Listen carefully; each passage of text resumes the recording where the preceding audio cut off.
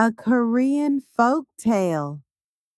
Long ago, in the times of great kings in Korea, two brothers lived with their elderly father in a house on a mountainside near the banks of a flowing river. From a very young age, the two boys were as different as day and night. Nobu, the elder, liked to pull the wings off butterflies and trample the vegetables in the neighbor's garden. He was very cruel and selfish. He was inconsiderate of others. On the other hand, Hungbu was a gentle soul. He didn't even want to hurt a fly. Hungbu respected his father and older brother. Sometimes people would blame him for something his brother did. It is better that I take the blame. Зрение он бы сказал себе, а не принести позор на отца и старшего брата. Year after year, the harvest festivals came and went. Spring rains fell, and in summer, the warm sun shone down on the house by the river. The two boys grew up, and when they became young men, they married. Soon Hungbu and Nobu had children of their own, and they all lived together with their father and grandfather under the same roof. While Hungbu and his wife worked hard at the chores, Nobu sat twiddling his thumbs and scowling. He was waiting impatiently till the day when the house and everything in it would belong to him and him alone. Nobu's wife stayed indoors all day, fanning herself as the children played. One year at the beginning of the fall harvest, their aged father died. After the funeral and days of mourning were over, Nobu called his brother into the courtyard. As you know, my dear young brother, our father left this house and everything in it to me, as I am the oldest. I am tired of having you and your family around, eating up all our food and crowding into every room in the house. Be off with me, he said spitefully, and don't bother to come back. Hungbu nodded and said, It shall be as you wish, my brother. And that very afternoon, he, his wife, and 3 children set off down the mountainside with nothing but few belongings on their backs to find a new home.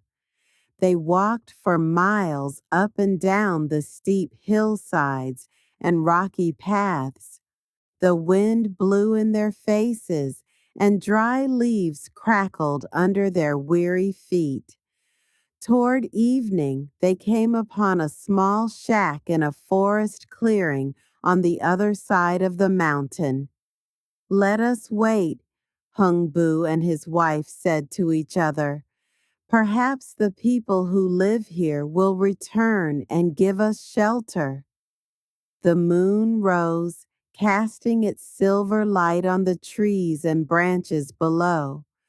Through all the cold nights and chilly dawn, they waited for the owners to return, but no one came. The house was empty, and so they settled there, eking out a living as best they could from whatever Hungbu could grow in the dry, dusty soil of their garden. One day, as he walked through the forest, Hungbu heard a chirping sound at his feet. Looking down, he saw a baby swallow lying on the ground. One of its wings was broken. He took the tiny bird home. He wrapped the wing carefully in soft cotton. He and his family looked after the bird until the broken wing was healed, and soon after the swallow flew away. Autumn passed, And then winter came. They barely made it to the spring. One day, as Hungbu was raking the garden, he heard a familiar chirping sound. The swallow he saved was flying overhead. Down it swooped and dropped 3 small white seeds in his hand. Hungbu planted the seeds and watered them. The seeds took root in a few weeks. They began to sprout and blossom, and soon 3 small gourds, bright and yellow, appeared on the vines. When the gourds were ripe and ready, Hungbu went to harvest them. Before he could touch them, they opened up all by themselves. Yards and yards of shimmering silk and handfuls of gold coins came out of the first gourd. Sacks and sacks of rice came out from the second one, and 7 carpenters came out of the third. The carpenters instantly set to work, hammering and sawing. They built a beautiful house and vanished. And so Hungbu and his family began a new life. One day, an impoverished couple with their 2 children came to Hungbu's door asking for food. Hungbu asked them to sit and told his wife to bring food for them. "Thanks for the food," said the man after he and his family finished eating. He said, "We should be going now." "Where are you going, may I know?" said Hungbu. "My house was on the banks of the river. A great flood came and washed away my house with all its belongings." "Sorry for your loss," said Hungbu. "I probably deserved it as I made my brother leave the house. I feel so ashamed that I behaved so terribly with my own bother." "Is your brother's name Hungbu?" asked Hungbu. Nobu answered, "Yes, but how do you know? Don't you recognize your little brother? Take a good look at me. Hungbu, my brother, I didn't recognize you in this attire of a nobleman. Will you not embrace me, brother?"